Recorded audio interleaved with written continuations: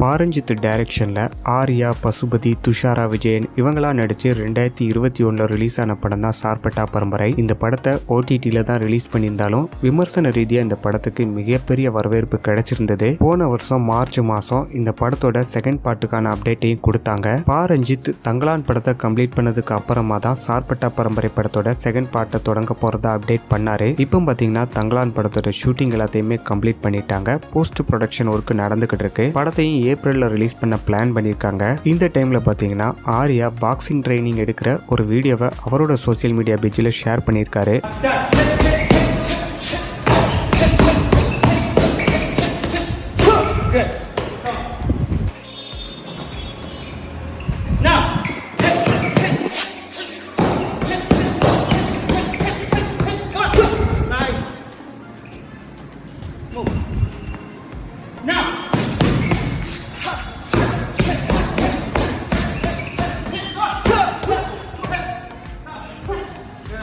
You want to be mentally and physically strong?